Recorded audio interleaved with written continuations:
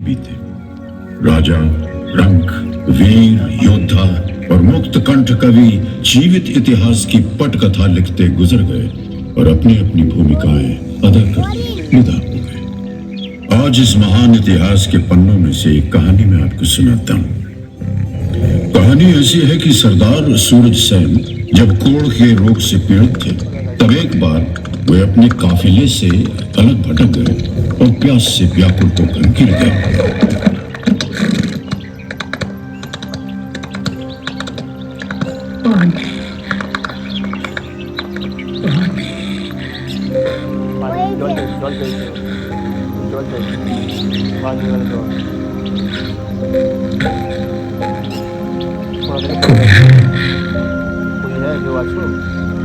कोई मुझे पानी पिला दो।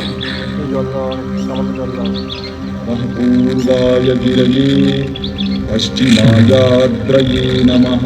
गुरुदेव मेरी मदद कर सकते। दुर्गानां पतये विनाधिपतये नमः। मैं प्यास से व्याकुल हूं, मेरी सहायता कीजिए। अवश्य पुत्र, आओ, मैं तुम्हें पास की एक शिला के पास लेकर चलता हूं, जहां एक गुप्त झरना है। आओ मेरे साथ, चलो।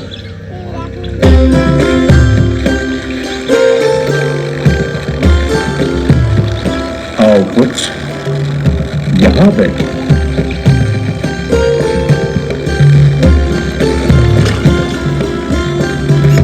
लो वत्स, इस कुंड के जल को ग्रहण करो, सब ठीक हो जाएगा।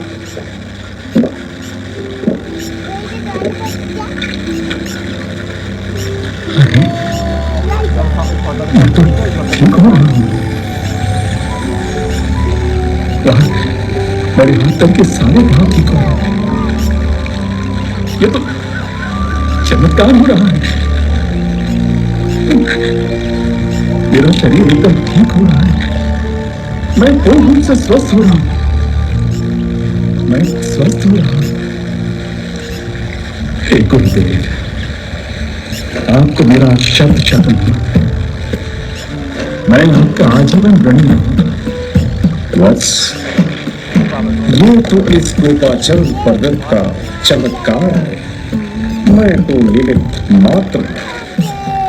यदि तुम मेरा आभार प्रकट करना चाहते हो, तो इस झरने के चमत्कारी जल को संचित कर एक कुंड बनवाओ, जिससे समस्त मानव जन इसका लाभ उठा सके। और इस तरह सूरज सेन ने यह कुंड बनवाया और उसके बाद उसने यहाँ अपने किले की भी स्थापना की। यह कोई साधारण किला नहीं है। इस किले से हिंदुस्तान के भाग्य से संबंधित कई महत्वपूर्ण निर्णय हुए। प्राचीन और मध्यकाल में बहुत से राजाओं और साम्राज्यों की लहरें ग्वालियर से होकर गुजरी और जाहिर है कि उनमें से कुछ अपनी छाप भी छोड़ गई। इस किले के निर्माण में कई राजाओं ने योगदान दिया, जैसे मिहिरकुल कन्नौज के यशोवर्मन, गुर्जर प्रतिहार राजा मिहिर भोज, कच्छप घाट वंश के राजा कीर्तिराज, हिंदवी स्वराज्य के योद्धा और हिंदुस्तान के पाटली राजर्षि महादजी सिंधिया। इसी किले ने 11वीं शताब्दी में खूंखार आक्रमणकारी महमूद गजनवी के विनाशकारी आक्रमण तक को रोक दिया था।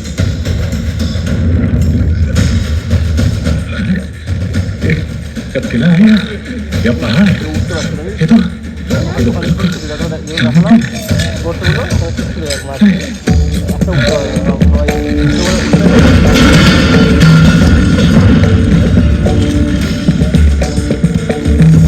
सुल्तानों के सुल्तान जिले सुभानी, हम कच्छप घाट वंश का कुछ नहीं बिगाड़ सकते। ये ग्वालियर का किला नाकाबिले तस्खीर है। संगलात किला संगीन चट्टानों से घिरा हुआ है हुजूर। हमारे बेहतरीन से बेहतरीन कमांडबाज भी इसकी दीवारों पर चढ़ने पर नाकाम रहे हैं।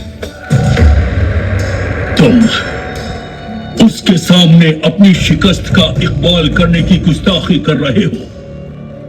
जिसने सारे हिंदुस्तान को तहस नहस करके रख दिया है। जा, कहीं न कहीं इसकी किलाबंदी में कमजोरी की दरार जरूर होगी। जा, पता करो और किले पर हल्ला बोल दो। महमूद गजनवी के सिपाहियों ने लाख कोशिशें की, लेकिन हर बार नाकाम रहे। 4 दिन किले के इर्द गिर्द डेरा डालने के बाद भी कुछ हासिल नहीं हुआ। झुंझलाए हुए महमूद गजनवी को पहली बार अपनी फौज को वापस लौटने का हुक्म देना पड़ा।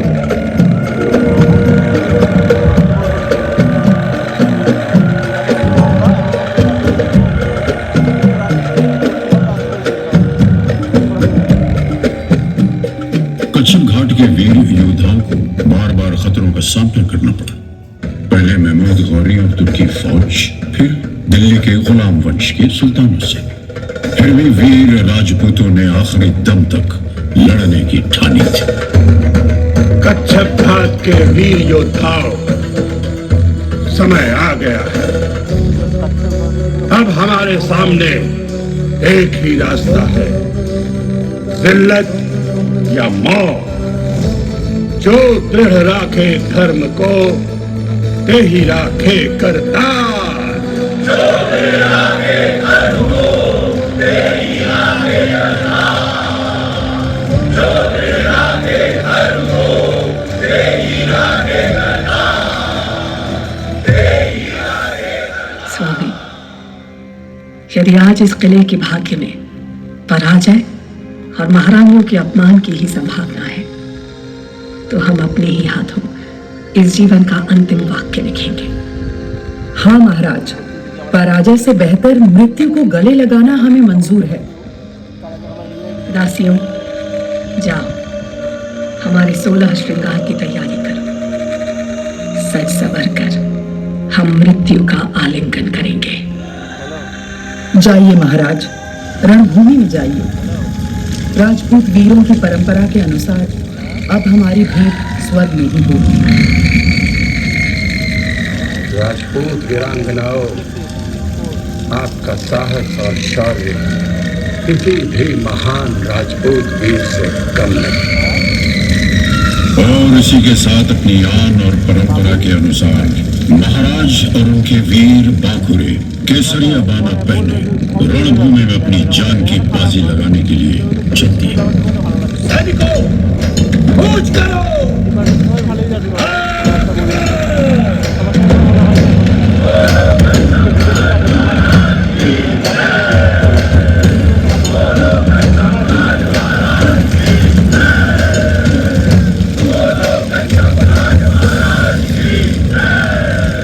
दिल्ली में तख्त ताज पलटते थे तो असर ग्वालियर पर भी पड़ता था।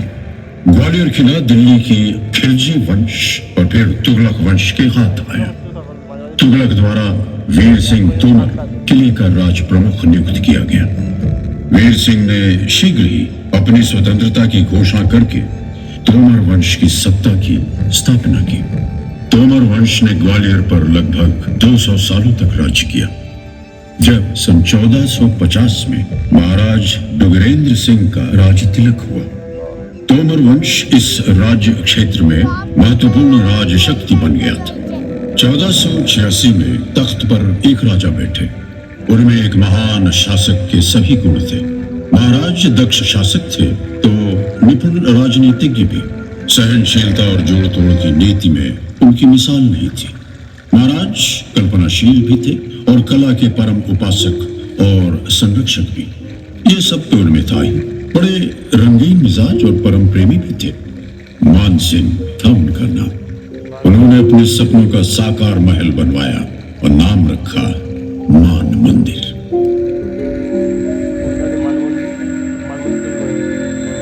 हिंदुस्तान में महल तो बहुत है, पर इस जैसा नायाब महल कोई नहीं। अरे ये इतना ऊंचा है कि हवा भी इसकी चोटी तक नहीं पहुंच सकती है। ये देखो, मंदिर का भीतरी हिस्सा कितने अद्भुत रंगों से सजा है। विश्वास नहीं होता।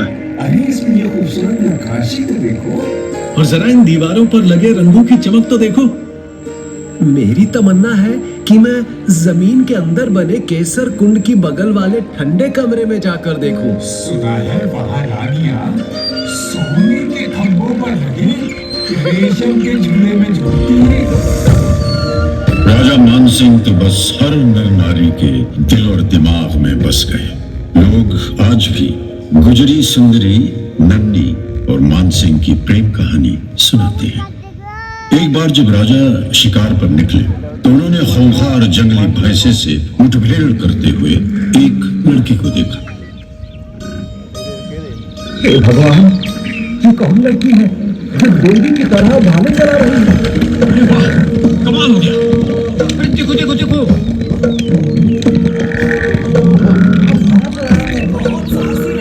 अरे वाह, क्या बात है। इतनी ताकत है।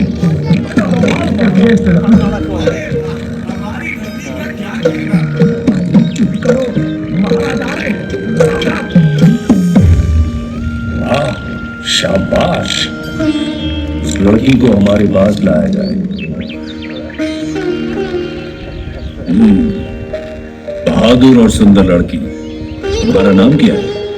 मेरा नाम नन्ही है महाराज। अरब से सच बात, तू महाराज से बात कर रही है। इसे ऐसे ही रहने दो। लड़की, तुम बहुत सुंदर हो। तुम्हारे लिए ये नन्ही नाम ठीक नहीं है। मैं तुम्हारा नाम मृगनयनी रखता हूं, हिरनी सी आंखों वाली लड़की। हम तुम्हारी वीरता से अत्यंत प्रभावित हुए हैं और तुमसे विवाह करना चाहते हैं। ब्याह के लाने मेरी कछु शर्तें हैं। तू का महाराज को नहीं पहचानी? इनके सामने नजरें झुका के आदर से बात कर। शांत, आप बीच में मत बोलिए। हाँ, हम तुम्हारी शर्तें सुनना चाहेंगे। बताओ। महाराज, पहली शर्त, मैं ना तो पर्दा में रहूंगी और ना ही एक ही महल में दूसरी रानिन के संग। ठीक है। दूसरी शर्त, हमारी साख नदी ही हमारी शक्ति को कारण है। ये नदी को पानी भी हमें ग्वालियर में चाहिए होगो। तीसरी शर्त, मैं हमेशा आपके साथ ही साथ रहूंगी और हर जगह आपके साथ ही चलूंगी, चाहे युद्ध ही क्यों ना हो। आप जहां जहां जाओ मैं भी संग ही रहूंगी। मंजूर। राजा मानसिंह ने नन्ही की सारी शर्तों को मानते हुए उसे नए नाम से रानी मृगनयनी घोषित किया।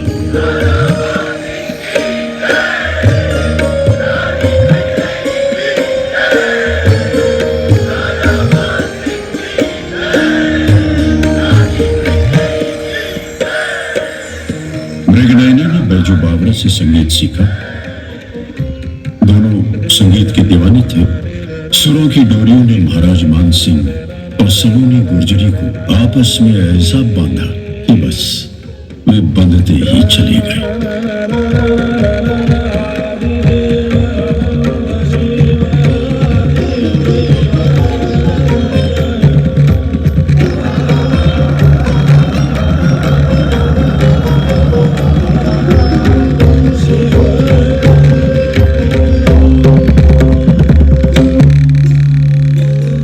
भारत की सर्वोत्तम शास्त्रीय संगीत विधाओं में ध्रुपद का ऊंचा स्थान है। ध्रुपद के सृजन का सेहरा महाराज मानसिंह के ही सर है। देश के कोने कोने से संगीत के विद्वान मान मंदिर की यात्रा के लिए आने लगे। महल के विशाल और सुंदर कक्ष भारतीय शास्त्रीय संगीत की सुरताल से गूंजने लगे।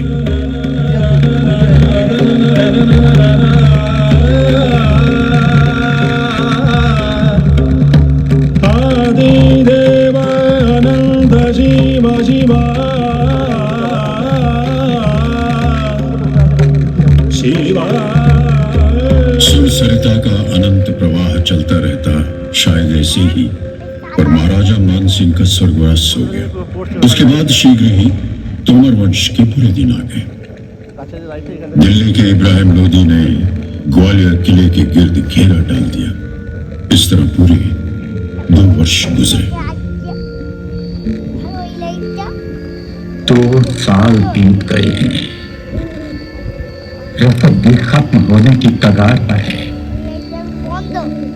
एक समय यहाँ की आबो हवा संगीत और कला से सराबोर थी। अब ये आलम है कि तोप के गोलों की गूंज और तलवारों की खनकार में मौत के खौफ तले सब कुछ दब गया है। पता नहीं कल वक्त गोलीबारी कब बंद करेगा। कितना गुबार उठ रहा है।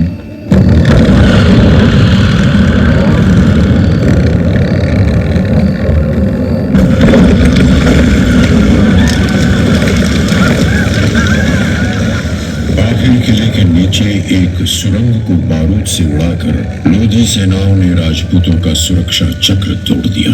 लोधी सेना किले में दाखिल हो गई।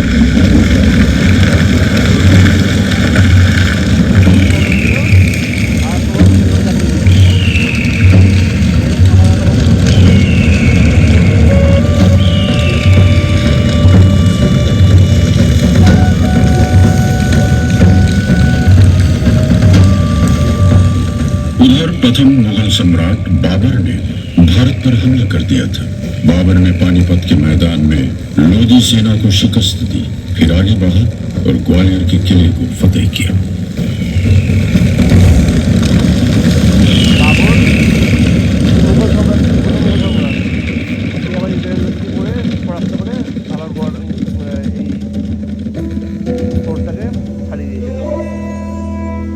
कभी युद्ध के साथ शांति और खून खराबे के साथ स्थिरता के दिन भी आए, जब तलवारों की खनखनाहट और युद्धों का उन्माद संगीत की लहरों और काव्य रस की सरिता में डूब गए।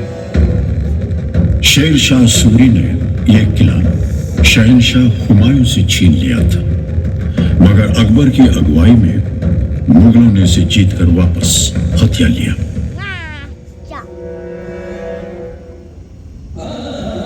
मुगलिया काल में बेहट में विलक्षण प्रतिभा के एक बालक ने जन्म लिया, जिनका नाम था रामतनु पांडे, जो बाद में मियां तानसेन के नाम से प्रसिद्ध हुए।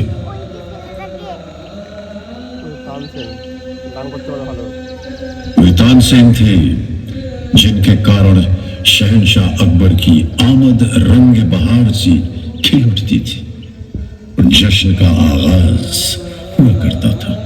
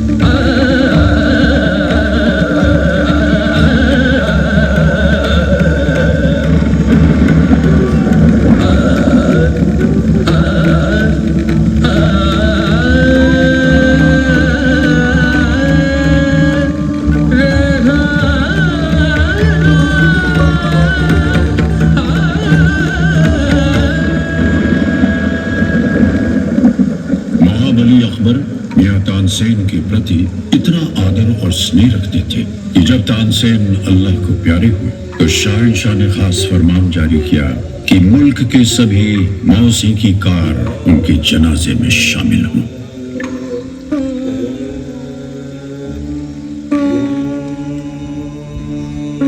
ग्वालियर जब शहंशाह अकबर की सल्तनत का हिस्सा बना उस दौरान इस किले को एक विशाल कैद खाने के रूप में तब्दील कर दिया गया था।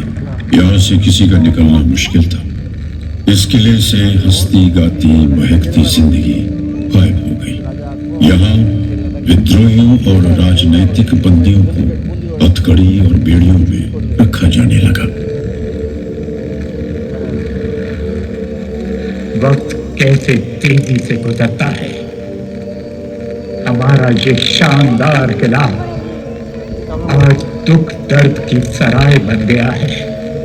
बड़े दुख की बात है, इसी महल के खूबसूरत सर्द खानों में कभी रानी महारानियां धूप की तपिश से बचकर आराम फरमाया करती थी। आज वही सर्द खाना फांसी खाने में तब्दील हो चुका है। न जाने कितने शाही कैदी इन अंधेरों में डूब गए हैं।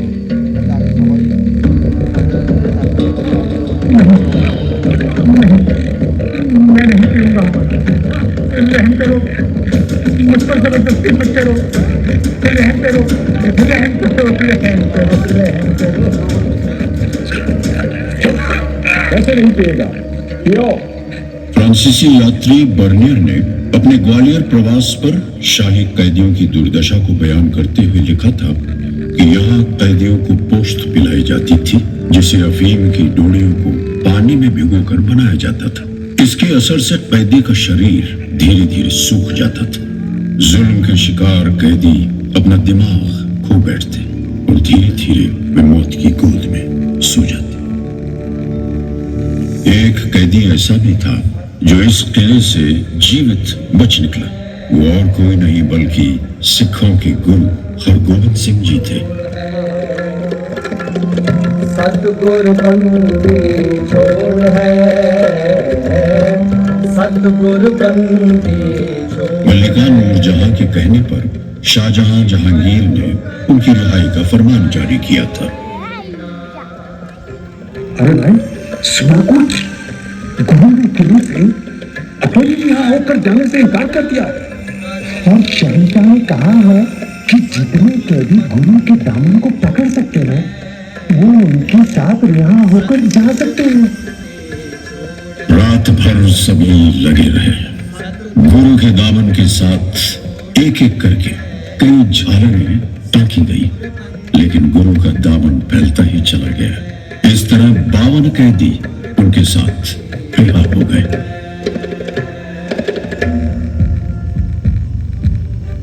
फिर कट्टर मुगल बादशाह औरंगजेब ने हिंदुस्तान भर में अपनी हुकूमत स्थापित करने की कोशिशों के तहत अनेक रियासतें जीती। मुगलिया फौज लेकर जब वो दक्कन पहुंचा तो वहां उसका मुकाबला केसरिया सिंह मराठा छत्रपति शिवाजी महाराज से हुआ, जिन्होंने हिंदवी स्वराज्य यानी आजाद भारत का झंडा बुलंद किया था। छत्रपति शिवाजी ने एक फौज बनाई थी जिसमें शूरवीर सिंधिया योद्धाओं समेत अन्य मराठा वीर जुड़े। छत्रपति के सपने को साकार करने के लिए मराठा रणवीर राणोजी सिंधिया मध्य भारत आए। उन्होंने मुगलों को हराया और उज्जैन को अपना गढ़ बनाया। महाकालेश्वर मंदिर का जीर्णोद्धार कराया। आज मुझे उज्जैन में महादेव का यह ध्वस्त महाकालेश्वर मंदिर देखकर रोना आ रहा है। बड़ी पीड़ा होती है कि 500 साल से उज्जैन नगरी में सिंहस्थ कुंभ का आयोजन बंद है। मैं मालवा का मराठा सूबेदार राणोजी सिंधिया यह आज्ञा देता हूं कि महादेव के इस मंदिर का जीर्णोद्धार होना चाहिए और उज्जैन में सिंहस्थ कुंभ फिर से शुरू किया जाएगा। बोलो हर हर महादेव, हर हर महादेव, हर हर महादेव।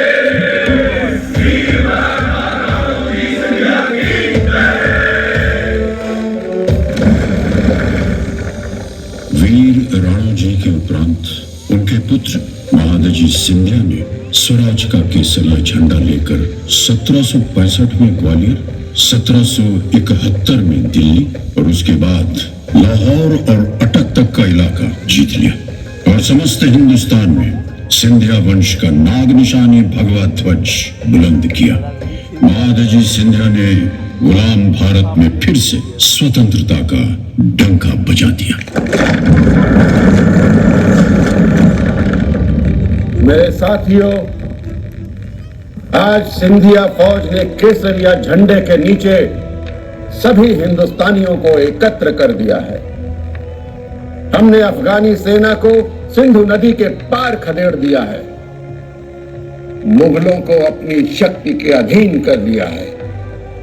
समस्त भारत में हमारी शक्ति स्थापित हो चुकी है। अब हमें भारत को अंग्रेजों से बचाना है। सिंधिया फौज ने अंग्रेजों को मारवाड़, सिरसी, ढेरसा, गोहाद, सारंगपुर, कोलारस, शिवपुरी, इलाहाबाद, बड़गाद आदि स्थानों में पराजित कर दिया है, मगर अंग्रेज फिरंगियों का खतरा अभी टला नहीं है। मैं महादजी सिंधिया आप सभी को आश्वस्त करता हूं, जब तक जीवित हो अंग्रेजों से भारत को बचा कर रखूंगा। क्या तुम जानते हो महादजी सिंधिया को पानीपत के मैदान में किसने बचाया? एक मुसलमान बिस्ती राणी खान ने। यही तो भारतीय गंगा जमुनी सभ्यता की खूबसूरती है। मेरे जांबाज सिपाहियों, आज हम अपने बहादुर भाई राणे खान का आदर करने जा रहे हैं, जिन्होंने मुझे दूसरा जीवन दिलाया। आप सबको मालूम है इन्होंने पानीपत की युद्ध भूमि से मुझे कैसे बचाया। मैं उनको और उनके उत्तराधिकारियों को खवासी वाले की पदवी प्रदान करता हूं। हमारे और इनके परिवारों के बीच का रिश्ता हमेशा बना रहेगा।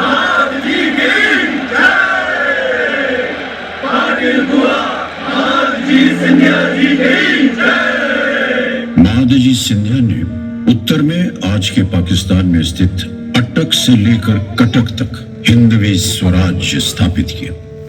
अजमेर, अलीगढ़, आगरा, दिल्ली, सरहिंद, ग्वालियर, अहमदनगर, भरूच और लाहौर जैसे अनेक शहर जीते, लेकिन आखिरकार द ग्रेट मराठा महादजी सिंधिया के वंशजों को अगर कोई शहर भाया तो वो ये शहर ग्वालियर था, जिसे महाराजा दौलतराव सिंधिया ने 1810 में अपनी राजधानी बनाया था। तुम लोग जानते हैं हमने एक एक बहुत खास काम के लिए चुना है। इधर का बागी लोग हमारा साथ देगा, वो दिखाएगा किधर से किला का दीवार पर चढ़ना है। तुम्हारा कपड़े के जूते से कोई आवाज नहीं आएगा, समझा? ग्वालियर का किला हिंदुस्तान का चाबी है, इसको फतेह करना उतना ही जरूरी है जितना कि फांसी की लड़ाई में हमारा जीत। लेकिन बाद में महादजी सिंधिया ने किले पर पुनः कब्जा कर लिया। उनके उत्तराधिकारियों की सैन्य शक्ति से अंग्रेज लगातार परेशान रहे। 1843 में दोनों सेनाओं का महाराजपुर में मुकाबला हुआ। सिंधिया की फौज अकेले लड़ी और नेस्त नाबूद हो गई।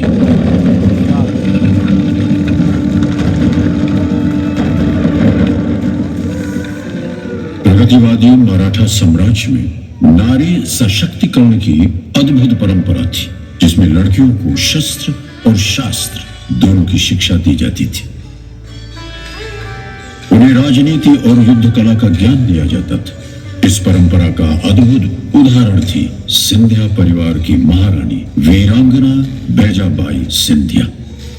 तलवारबाजी में निपुण वे बैंकर रानी के नाम से प्रसिद्ध थी।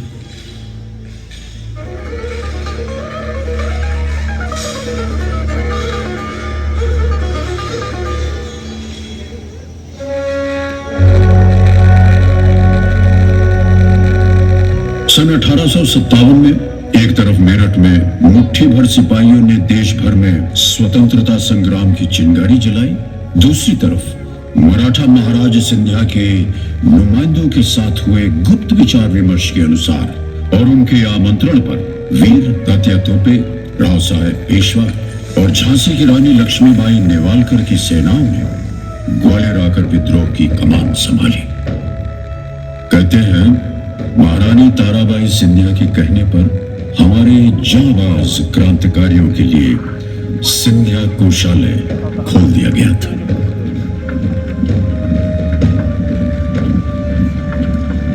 अब अंग्रेजों से खुला युद्ध करना सिंधिया, जिसे अंग्रेज अभी भी शक की निगाहों से देखते थे, उनके लिए आत्महत्या के समान था।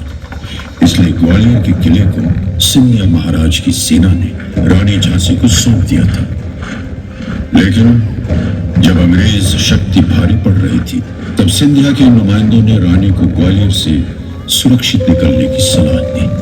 अंग्रेजी सेनाएं लगातार पीछा करती रही और झांसी की रानी लक्ष्मीबाई नेवालकर ने आखिरी दम तक युद्ध करने की ठानी थी। अंग्रेजी सेनाएं लगातार पीछा करती रही, रानी के घोड़े ने जान दे दी। रानी बुरी तरह जख्मी हुई और वीर गति को प्राप्त हुई।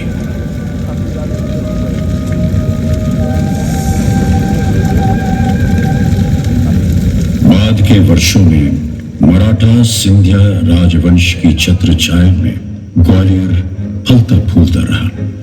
उसके बाद ग्वालियर सिंधिया रियासत में कला, संगीत कला नई ऊंचाइयों को छूने लगी। आधुनिक ग्वालियर के जन्मदाता माधवराव सिंधिया प्रथम थे, जिन्होंने ग्वालियर की प्राचीन परंपरा और हिंदवी स्वराज्य के मूल्यों को आगे बढ़ाया। उन्होंने स्कूल खोले, ग्वालियर का वाणिज्यिक और औद्योगिक विकास किया, फूलों के बाग बनवाए, जो आज भी ग्वालियर को सुशोभित करते हैं। आज ग्वालियर में कई महत्वपूर्ण विकास परियोजनाएं महाराजा माधवराव प्रथम की देन है, जैसे लाइट रेलवे, ग्वालियर चमड़ा कारखाना आदि। तो इस तरह ग्वालियर की महान यात्रा भारत की आजादी के साथ जारी रही। ग्वालियर आज भी कला, सभ्यता और धर्म का एक केंद्र है। यह शहर जीवित है यहाँ बसे लोगों के कारण, यहाँ की जैव विविधता के कारण, प्रकृति के कारण और इस शहर को देखने आने वाले अनेक पर्यटकों के कारण, यानी आपके कारण। भारत के दिल में बसा ये पर्वत आपको प्रणाम करता है।